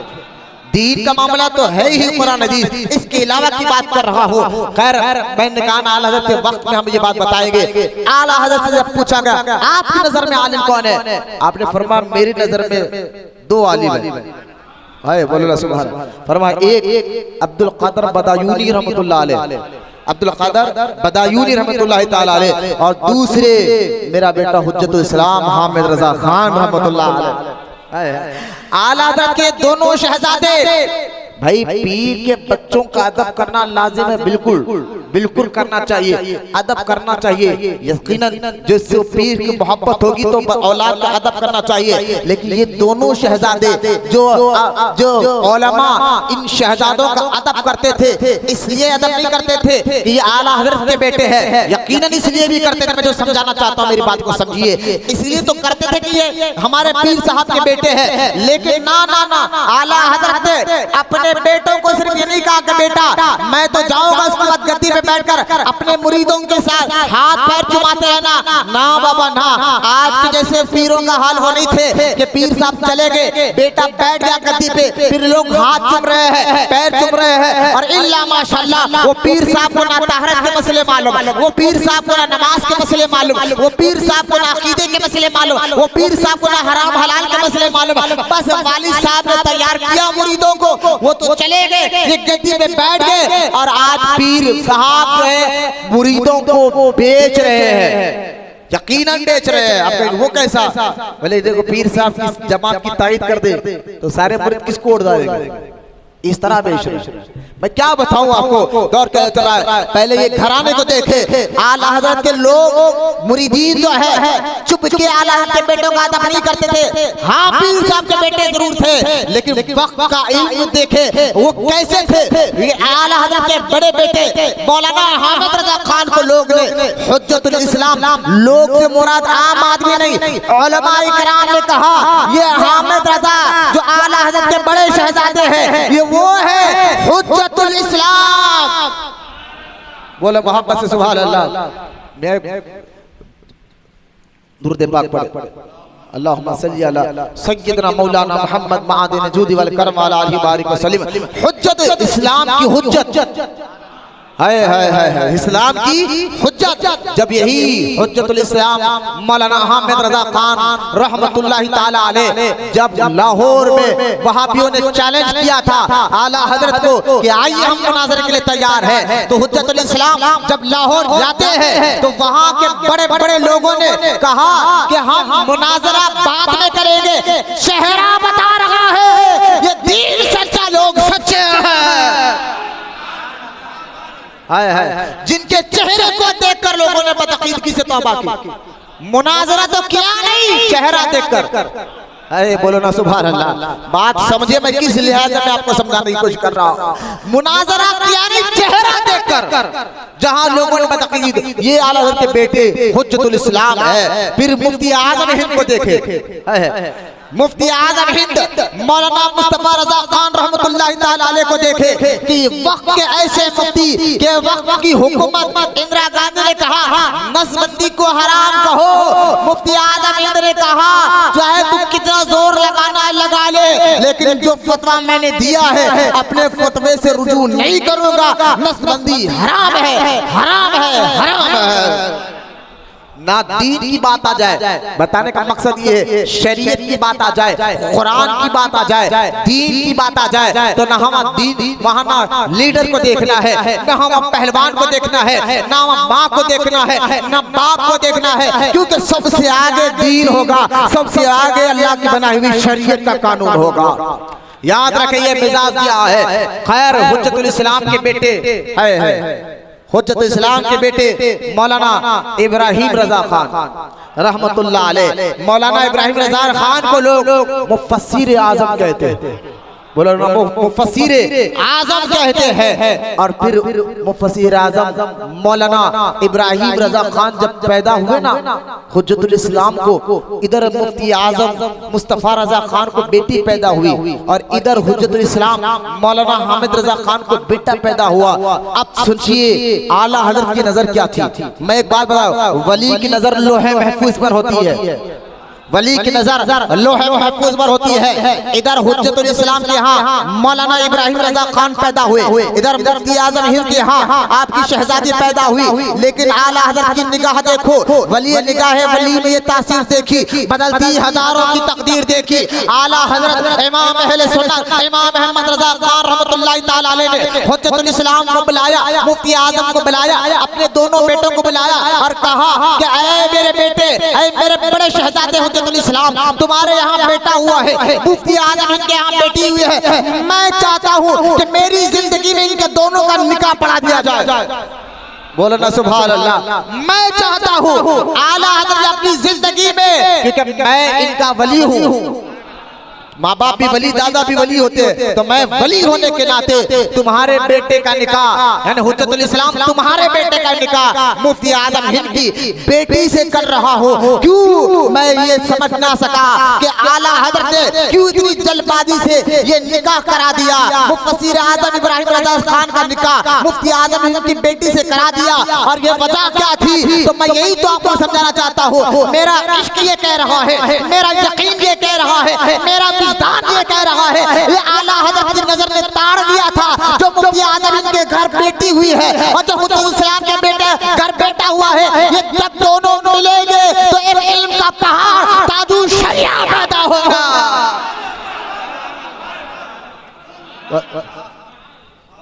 है ना कि ये तो मुफ्तियों का घराना है, मैंने कहा वली का घराना। ये तो सिर्फ मुफ्तिया है, इस घराने में मैंने कहा वली गढ़ है। बोले ना सुभान अल्लाह। औलिया इकराम का घराना है, बुजुर्गों का घराना है। अरे भाई वली किसको कहते हैं? जो आगे की नजर से देख ले, पहले लोहे महफूज पर देख ले, देखना आता है तो आपकी नजर ताड़ ली थी कि इन दोनों के मिलने में आने वाला कौन है, आने वाला कौन है। और हुजूर ताजुश शरिया पैदा हुए। बोलो ना सुभान अल्लाह। हुजूर जब ताजुश शरिया पैदा हुए, आपने अपने वालिदा हुजूर ताजुश शरिया का नाम मुफ्ती अख्तर रजा खान रहमतुल्लाह ताला अलैह को जब पैदा हुए तो आपने अपनी वालिदा से कुरान भी पढ़ा, नाज़रा भी पढ़ा, माँ से भी पढ़ा, अपने वालिद मुफस्सिर आजम मौलाना इब्राहिम रजा खान अलैहि रहमत रिजवान से भी पढ़ा। और जब ये दोनों से पढ़ा और फिर काबिल हुए, अब देखिए ताजुश शरिया की ज़हनियत बचपन में क्या थी। जब काबिल हुए ना तो फौरन जो है अपने मंजर इस्लाम जो बरेली शरीफ का मदरसा है उसमें दाखिला दिला। पढ़ाई चल रही है, पढ़ाई चल रही है। सुनना मैं क्या कहना चाहता हूँ। पढ़ाई चल रही है हुजूर ताजुश शरिया की, मुफ्ती अख्तर रजा खान रहमतुल्लाह ताला अलैह की। मुफस्सिर आज़म मौलाना इब्राहिम रजा खान ताड़ गए कि मेरा बेटा कहाँ जाएगा। आपने एक अकीदे की किताब मौलाना उस्मान रसूल बदायूनी की लिखी हुई अकीदा अहले सुन्नत की किताब अभी उर्दू सीख रहे हैं मुफ्ती ताजुश शरिया। वालिद साहब ने कहा बेटा ये किताब खुद पढ़ो भी और अपने मदरसे के साथियों को पढ़ाओ भी। कहा बाबा जान अभी तो मैं उर्दू सीख रहा हूँ, कहा पढ़ते पढ़ते सीख जाओगे। पढ़ाओ, पढ़ो भी और पढ़ाओ भी। उसमें मुफस्सिर आज़म ने कहा आपने ये किताब अभी से क्यों दे दी? कहा अभी से अगर ये पढ़ेगा तो अकीदे अहले सुन्नत पर मजबूत हो जाएगा। बोले मोहब्बत से सुभान अल्लाह। आप ये मामला देखे, यहाँ तक के मंजर इस्लाम, ये बरेली शरीफ का मदरसे का नाम है मंजर इस्लाम। बोलो ना सुभान अल्लाह, जिसकी बुनियाद आला हज़रत के दौर में रखी गई। अब सुने मेरी बात को, मंजर इस्लाम में बड़े बड़े उलमा पढ़े भी और पढ़ाए भी। वक्त के बड़े बड़े उलमा पढ़े भी और पढ़ाए भी और आज भी पढ़ रहे हैं। लिहाजा अब ताजुश शरिया के दौर में जो है मुफ्ती अफजल हुसैन साहब, ये मुफ्ती अफजल हुसैन साहब नाम याद रखे, और एक मिस्र के आलिम दीन, ये दो जो है ना मंजर इस्लाम में पढ़ा करते थे। और ताजुश शरिया रहमतुल्लाह ताला अलैह है जिनको अल्लाह ताला ने 4 जुबानों पर उबरत इमामत का दर्जा अता फरमाया था। हुजूर ताजुश शरिया को 4 जुबानें जबरदस्त आते थे। एक तो अरबी, दूसरा फारसी, तीसरा उर्दू और चौथा इंग्लिश। अच्छा इंग्लिश में भी आप ऐसे जबरदस्त माहिर थे हुजूर ताजुश शरिया। जो इंग्लिश ग्रामर जानते हैं, जो बच्चे जो पढ़ते जो समझते हैं उनको ये अच्छी तरह मालूम है। हिंदुस्तान जो इंग्लिश बोली जाती है वो इंग्लिश अमेरिका में डिफरेंट है, लंदन में डिफरेंट है, कनाडा में डिफरेंट है। किसी मुल्क में जाए, अफ्रीका में चले जाए, मोरक्को चले जाए, इसी तरह इंग्लिश जुबान थोड़ी थोड़ी डिफरेंट में हो जाएगी। और अरबी जुबान जो जानते हैं वो जानते हैं। जो अरबी हिंदुस्तान में सीखते हैं अरब में थोड़ी सी डिफरेंट है। हर मुल्क में जो अरबी मुमालिक है अलग अलग डिफरेंट बोलने बोलने चाल में डिफरेंट जरूर होता है। लेकिन हुजूर ताजुश शरिया पे कुर्बान जाए, जिस मुल्क का आदमी आता उस मुल्क की जुबान में ताजुश शरिया बात किया करते थे। और पढ़ा सिर्फ बरेली के कॉलेज इस्लामिक सेंटर में, वहां इंग्लिश सीखा, पढ़ा बरेली के कॉलेज जिसका नाम इस्लामिक सेंटर था, वहां इंग्लिश सीखा। लेकिन अमेरिका वाले क्या इंग्लिश बोलते हैं ताजु शरिया जानते हैं, कनाडा वाले कैसी इंग्लिश बोलते हैं ताजु शरिया जानते हैं, इंग्लैंड वाले कैसी इंग्लिश बोलते हैं ताजु शरिया जानते हैं, अफ्रीका वाले कैसे इंग्लिश बोलते हैं ताजु शरिया जानते हैं, मोरक्को वाले कैसी इंग्लिश बोलते हैं ताजु शरिया जानते हैं। लिहाजा अंग्रेजी मुमालक हो तो अब मुमालक के अंग्रेजियों से वाकिफ है, उनकी बोलचाल से वाकिफ है, उनके बोलने के तलफ्फुज़ से वाकिफ है। इंग्लिश हो, अब बात आ जाए अरबी। अरे भाई बचपने में ताजु शरिया हिंदी का पेपर उर्दू का पेपर लाते और उसको अरबी में पढ़कर अपने उस्ताद जो मिस्र के मुफ्ती थे, जो मंजर इस्लाम में पढ़ा करते थे, उर्दू पेपर को अरबी में ट्रांसलेट कर उनको खबरें सुनाया करते थे। बोलो ना सुभान अल्लाह। ये घराना शुभ के जामिया शीर मुफ्ती आजम नहीं कहा गया है। हुजूर मुफ्ती आजम ने ताजु शरिया को देखकर कहा था, इस लड़के से मुझे बड़ी उम्मीद है, इस लड़के से मुझे बड़ी उम्मीदें है और ये मेरा जानशीन होगा। चुपके जानशीन मुफ्ती आजम नहीं बोला गया, चुपके वारिस उलूम आला हज़रत नहीं बोला गया। अरे ये और लोग हो गए जो अपने पीरों को बढ़ चढ़कर नए नए टाइटल देकर, जो उनके अंदर सलाहियत हो भी ना फिर भी नए नए टाइटल देकर पुकारते हैं। ये घराना ऐसा है जिसके अंदर जो खूबी थी उस खूबी के साथ ही उसको पुकारा गया और उसको पुकारने वाले ना उनके शागिर थे ना उनके मुरीद थे, उनके पुकारने वाले बड़े बड़े उलमा और मुफ्तियान इकराम मौजूद थे। ताजु शरिया रहमतुल्लाहि तआला अलैह की अरबी को देखकर मिस्री आलिम दीन मुफ्ती अफजल हुसैन ताजु शरिया रहमतुल्लाहि तआला अलैह को अरबी को देखकर उनके वालिद मुफस्सिर आज़म को कहा कि आप बच्चे को मिस्र भेजाइए, पढ़ने के लिए मिस्र भेजाइए। 1963 में ताजु शरिया बरेली शरीफ से मिस्र गए, वहां 3 साल पढ़ा, 1963 से 1966 तक पढ़ा और 3 साल के दरमियान इधर बरेली शरीफ में आपके वालिद का इंतकाल भी हो गया। वालिद साहब का इंतकाल हुआ, मुफस्सिर आज़म का इंतकाल हुआ। आप आना चाहते थे, मुफ्ती आज़म हिंद का नहीं पढ़ो आमद, तो उस पर भी एक जो है ना खसीदा, एक मरसीदा जो अपने वालिद के इंतकाल पर हुजूर ताजु शरिया ने लिखा था, उसको पढ़कर भी लोग जो है वश में आते, यार क्या यानी पढ़ी के जमाने में कैसा इल्म अल्लाह पाक ने ताजु शरिया को अता फरमाया था। हुजूर ताजु शरिया 3 साल मिस्र में पढ़े और मिस्र में पढ़े तो जब आप मिस्र के मशाइख और वहां के उलमा उस मिस्र जामे अज़हरी के बड़े बड़े मुफ्तियों मुहद्दिसों मुफक्किरों से बात करते तो इस अंदाज में अरबी में बात करते तो वहां जामे अज़हरी मिस्र के बड़े बड़े मुफ्ती और बड़े बड़े मुहद्दिस कहने लगे, ये बंदा तो अजमी नहीं नजर आता, ये तो पैदाइशी अरबी नजर आता है। अरे बोलो ना मोहब्बत से सुभान अल्लाह। अरबी में ऐसी बात करते, ऐसी अंदाज बात करते, फिर आप टॉप पर पास हुए। अच्छा 3 साल जब रहे, अक्सर आप आज भी देखा होगा इल्ला माशाल्लाह कह रहा हूँ, आप आज भी देखा होगा जो लोग मिस्र जाकर आते हैं उनकी दाढ़ी बड़ी भी है तो छोटी हो जाती, पता नहीं वो वहां जाकर कहते नहीं भाई वहां पर करना पड़ता, छोटी दाढ़ी कर लेके आते। लेकिन उस मदरसे के अंदर भी हुजूर ताजु शरिया की शरीयत की पाबंदी का एक वाकया सुने, ईमान आपका ताजा होगा। हुजूर ताजु शरिया के खास दोस्त कहते हैं, जब मैं उनके साथ मदरसे में जामिया अज़हरी में पढ़ रहा था तो साल में एक बार जो प्रोग्राम, जैसे कि हमारे पास 15 अगस्त का प्रोग्राम होता है देश की आजादी का, तो मिस्र का जो आजादी वाला प्रोग्राम होता है, मिस्र के बड़ी बड़ी प्रिंस जो भी होता है बादशाह, वो मिस्र में आते हैं और आके मुलाकात करके जाते हैं। एक जब हुजूर ताजु शरिया के दौर में ये मामला आया और उस वक्त एक खातून, एक औरत, हर वक्त मर्द था, एक औरत जो है उस मिस्र के बड़ी प्रिंस थी, वो मदरसे में दाखिल हुई। सब बच्चों को ठहरा दिया गया मदरसे पे और सबको कहा गया हाथ मिलाया करो, अल्लाह अल्लाह वक्त की प्रिंस है। सब बच्चे हाथ मिला रहे हैं, हुजूर ताजु शरिया ने अपना हाथ नहीं दिया। अरे बोलो ना सुभान अल्लाह। शरीयत की पाबंदी देखे, ये नहीं देखा कि कौन है, ये देखा कि खातून है, देखना भी नहीं है। अरे हाथ तो मिलाना तो दूर की बात है, देखना भी नहीं है। हाँ, दोस्त ने हाथ मिला दिया, आपके साथ जो खास दोस्त थे उसने हाथ मिला, तो इस बात पर ताजु शरिया कई दिन से नाराज रहे कि तुम एक खातून से हाथ कैसे मिलाया। आखिरकार ताजु शरिया की नाराजगी को देखकर कर उनके दोस्त ने सच्ची तौबा अल्लाह की बारगाह में की। अंदाजा करे हुजूर ताजुल शरिया रहमतुल्लाह ताला अलैह की शरीयत की पाबंदी कैसी थी। 3 साल वहां रहकर पढ़े, पूरे मदरसे में नंबर 1 पर नहीं, पूरे मिस्र में नंबर 1 पर आया। बोलो ना सुभान अल्लाह।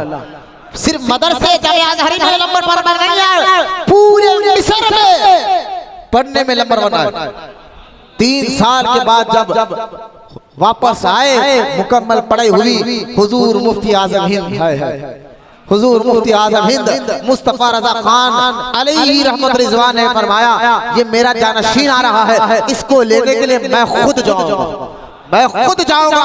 आप यहाँ से बरेली शरीफ से निकलकर स्टेशन पर आराम करें, वहाँ ठहरे। हुजूर ताजुल शरिया ट्रेन से जैसे नीचे उतरते हैं, मुफ्ती आजम हिंद अपने जानशीन को देखकर कहते हैं, लोगों ये वो है जो मिस्र जाकर लोग तो बदल जाते हैं, लेकिन मेरे इस बच्चे को देखो, जैसा गया था वैसा ही वापस आया। बोलो ना मोहब्बत से सुभान अल्लाह। वो शरीयत के बाबा की कहाँ गाड़ी छोटी। अरे भाई आप कहेंगे नहीं पढ़ना पड़ता, रहना पड़ता ना, दीन को आगे रखो, शरीयत को आगे रखो, सब आपके देर हो जाएंगे। लिहाजा ताजुल शरिया रहमतुल्लाह ताला अलैह की जिंदगी फिर के वापस आने के बाद कई साल फिर आपका 10 दर्जे, यहाँ तक के मुफ्ती आजम हिंद रहमतुल्लाह ताला अलैह ने आपको फतवा की जिम्मेदारी दी। ताजुल शरिया फरमाते, जब भी मैं फतवा देता था तो मैं एक मुफ्ती अफजल हुसैन साहब को और दूसरा मुफ्ती आजम हिंद को फतवा बताया करता और इनकी तकरीर लिया करता था। मुफ्ती अफजल हुसैन साहब कौन है मैं बता दूं जरा से सुने। जब हुजूर मुफ्ती आजम हिंद रहमतुल्लाह ताला अलैह ने अपने वक्त ये फतवा दिया था, म्याक पे नमाज पढ़ना हराम है, जब ये फतवा दिया हुजूर मुफ्ती आजम हिंद रहमतुल्लाह ताला अलैह ने, उसी वक्त मुफ्ती अफजल हुसैन साहब ने फतवे को कहा जायज है। तवज्जो फरमाए, मुफ्ती अफजल हुसैन साहब ने कहा कि ये जायज है। मुफ्ती आजम हिंद तो कहते हैं म्याक पढ़ना हराम है, लेकिन उसी मदरसे और ऐसे मुफ्ती कि ताजुल शरिया जिनकी नजर के सामने फतवा ले आया करते थे। अंदाजा मुफ्ती अफजल हुसैन साहब ने कहा ये जायज है, म्याक पे नमाज पढ़ी जा सकती है।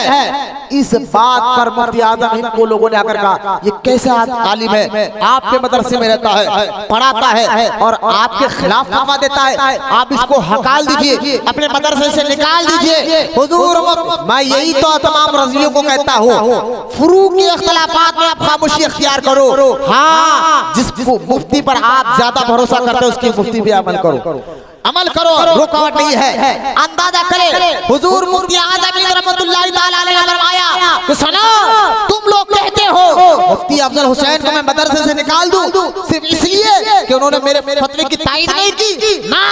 सुनो, ये मेरी तहकीक थी कि म्याक पे नमाज नहीं पढ़ना है, ये उनकी तहकीक है कि म्याक पे नमाज पढ़ा जा सकता है। मैं बताना ये चाह रहा हूँ, अकीदे में इख्तिलाफ कभी नहीं हुआ, फुरूक के मसले में इख्तिलाफात हुआ है, सहाबा के दौर में हुआ है, ताबईन के दौर में हुआ है। तो आज हम अगर कोई म्याक पे पढ़ रहा है तो उसकी भी बुरा मत बोले, कोई नहीं पढ़ रहा है तो उसको भी बुरा मत बोले, क्योंकि दोनों अपने अपने मुफ्ती के फतवे पर अमल कर रहे हैं जिनको उनको ज्यादा भरोसा है। हुजूर ताजुल शरिया रहमतुल्लाह ताला अलैह फिर बंदर इस्लाम ने पढ़ाया, यहाँ तक के हुजूर मुफ्ती आजम हिंद रहमतुल्लाह ताला ने फरमाया कि अख्तर रजा है, अख्तर रजा आओ, आज के बाद ये जो भीड़ है ना, ये भीड़ हमें बैठने नहीं देगी। बोलो ना सुबह।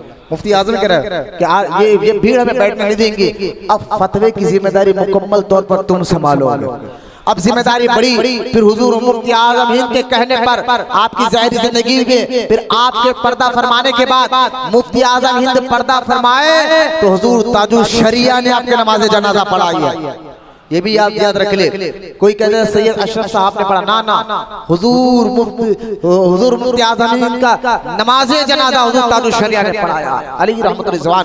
खैर, बात खत्म कर रहा हूँ, वक्त खत्म हो रहा है, लिहाजा ताजुल शरिया रहमतुल्लाह ताला अलैह की इल्मी खिदमत को देखे, मिल्ली खिदमत को देखे, दीनी खिदमत को देखे, आप नगर नगर सफर को देखे, चाहे वो हिंदुस्तान का कोई भी शहर हो, हिंदुस्तान का कोई भी इलाका हो, हर जगह हुजूर हुजूर ताजुल शरिया रहमतुल्लाहि ताला अलैह जाते, दीन और सुन्नियत का काम कर कर आते।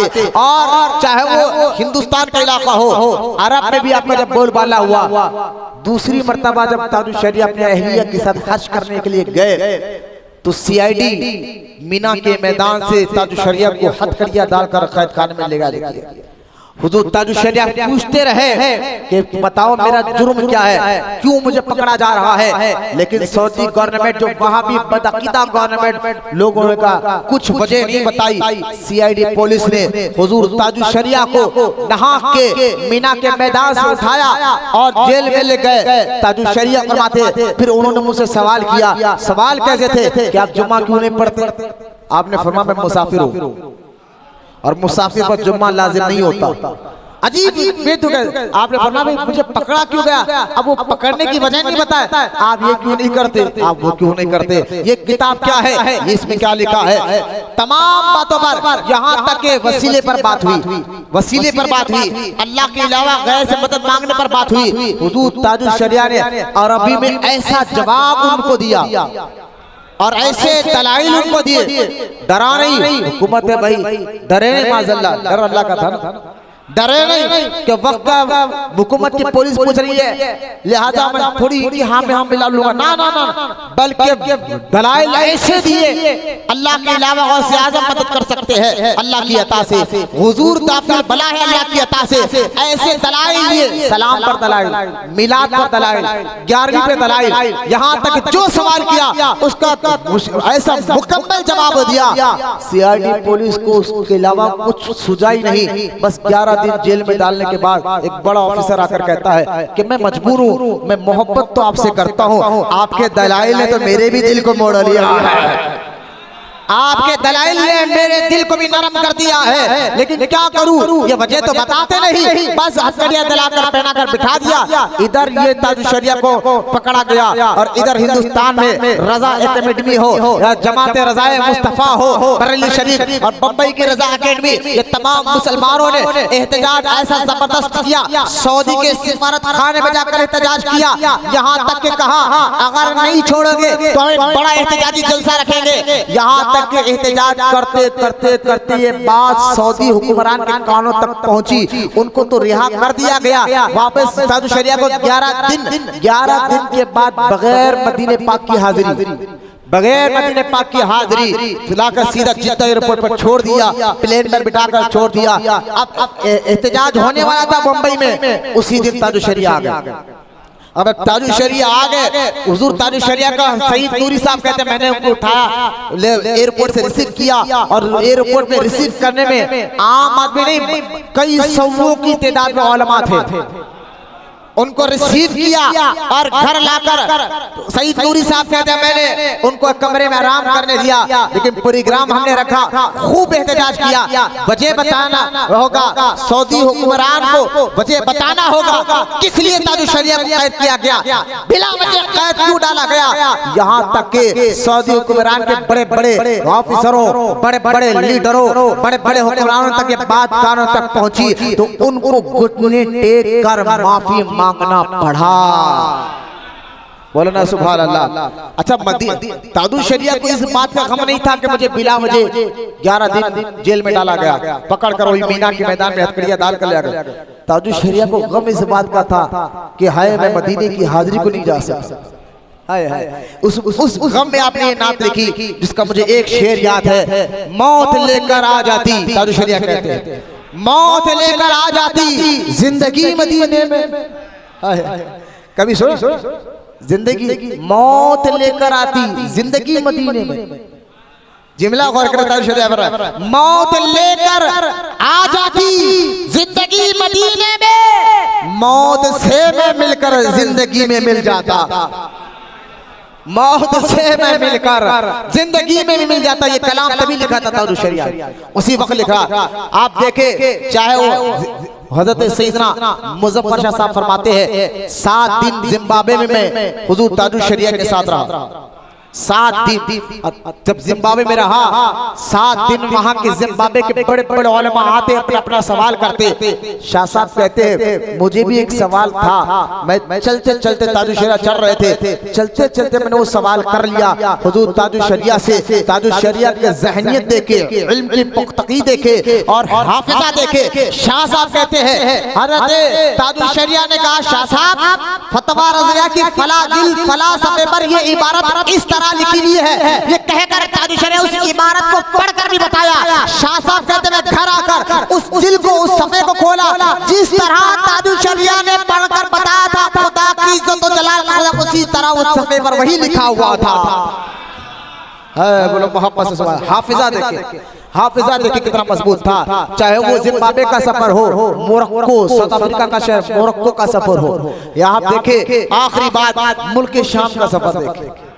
आखिरी दिनों में बिल्कुल उसके चंद साल बाद ताजुल शरिया पर्दा फरमा गए। आखिरी दिनों में ताजुल शरिया मुल्क शाम जब गए, हज़रत अल्लामा आमिर शामी पाकिस्तान के आलिम दीन अभी जिंदा है, अल्लामा आमिर शामी मुल्क शाम में के निकाह के इसलिए कुछ शामी कहा जाता है और बड़े बड़े उलमा को वहाँ पर पढ़ाते, वहाँ के मदरसे में पढ़ाते। अल्लामा आमिर शामी कहते हैं बड़ी मुश्किल से ताजुल शरिया से मैंने टाइम लिया। दुबई से ताजुल शरिया एयरपोर्ट आए तो एयरपोर्ट पर मैंने एयरपोर्ट क्योंकि इनका अल्लामा आमिर शामी का मुल्क शाम में अच्छा रुसूख है, बड़े बड़े ऑफिसरों से अच्छी मुलाकात है, रुसूख अच्छा है।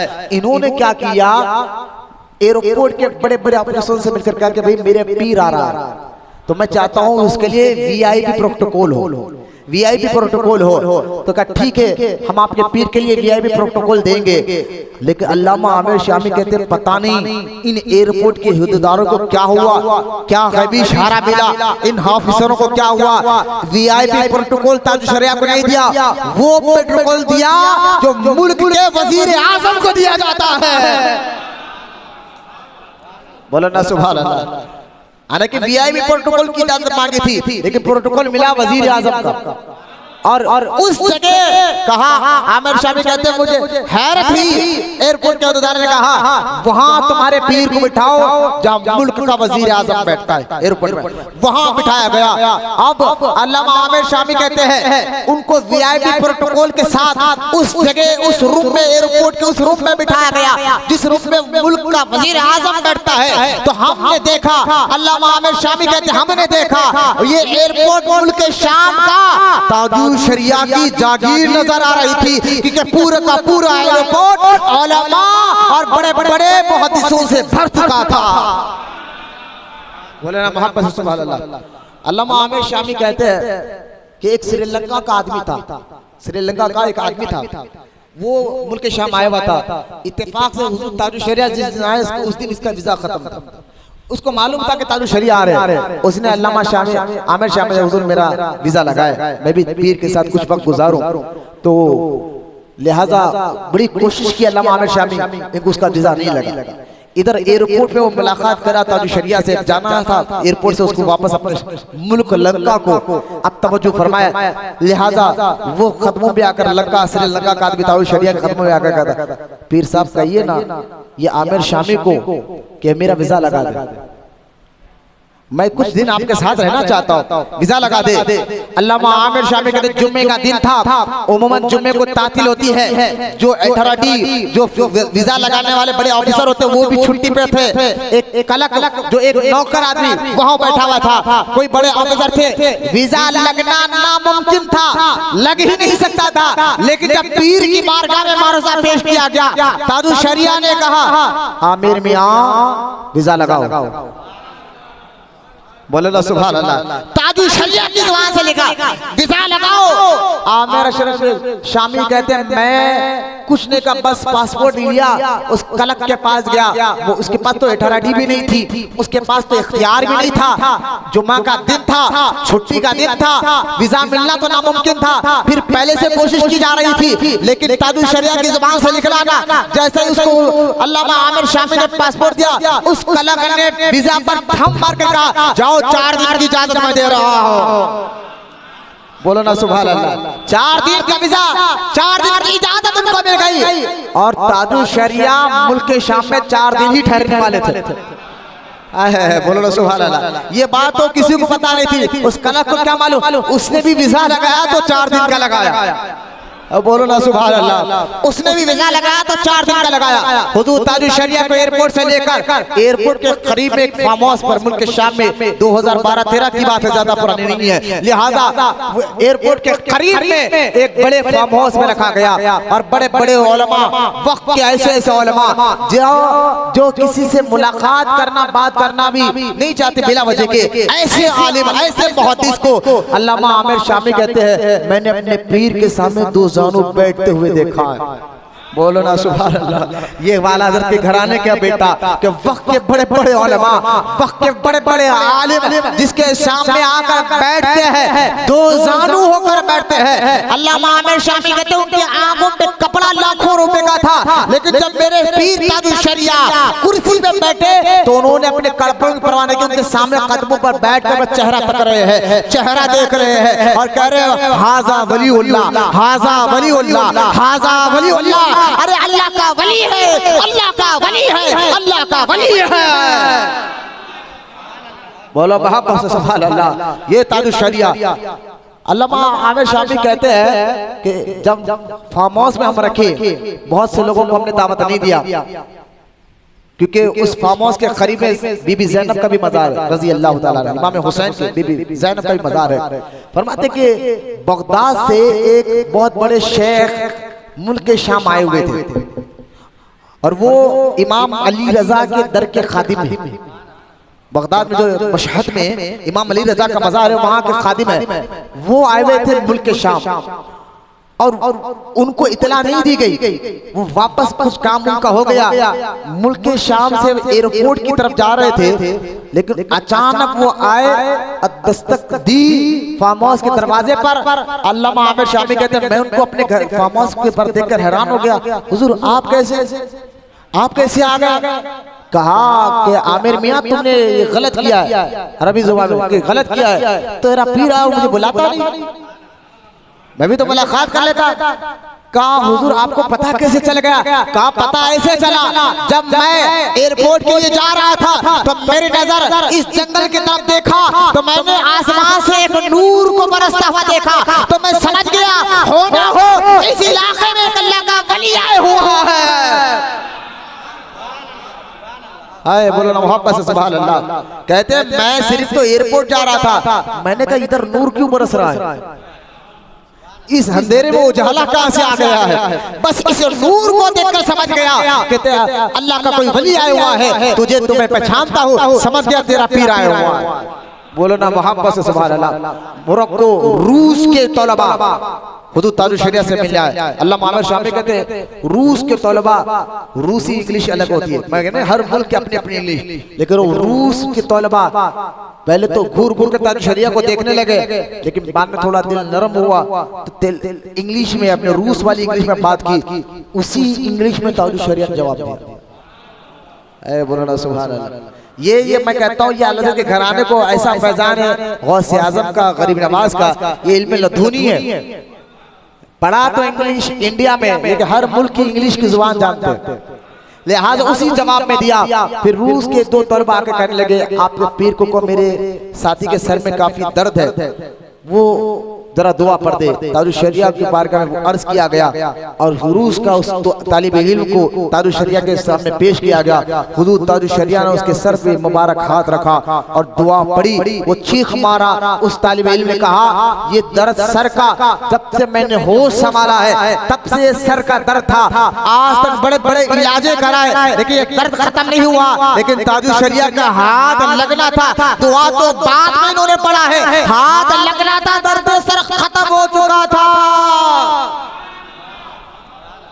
सारा वक्त हुजूर ताजुल शरिया अलैहि रहमत रिजवान का पढ़ने पढ़ाने तबलीग दौरे में गुजरा और मुफ्ती सलमान अजहरी साहब क़िबला मद्दजिल आली अल्लाह उनकी रिहाई के असबाब पैदा फरमाए। मुफ्ती सलमान अजहरी फरमाते हैं जब हुजूर ताजुल शरिया पर्दा फरमाए ज़िलक़ाद के महीने में तो 36 घंटे या 24 घंटे से ज्यादा आपकी जिस्म मुबारक को रखा गया और 24 या 36 घंटे के बाद 32 घंटे के बाद या 33 घंटे के बाद सलमान अजहरी कहते मैं तो मेरे पीर के जिस्म को पकड़ कर था और खुदा के कसम मुफ्ती सलमान अज़हरी कहते हैं इतने घंटे गुजरने के बाद उमन आम मैयत होती तो कहीं से पशिश छूट जाती, कहीं से कुछ निकल जाता, लेकिन ताजुल शरीयत का जिस्म उसी तरह नरम था जैसा जिंदा आदमी का नरम होता है, इसी तरह नरम था। तो ये घराने की अहमियत को समझे। बस इस सिलसिले में अल्लाह हमारे पीरों को सलामत रखे, इनके फैज़ को हमारे ऊपर जारी और सारी रखे।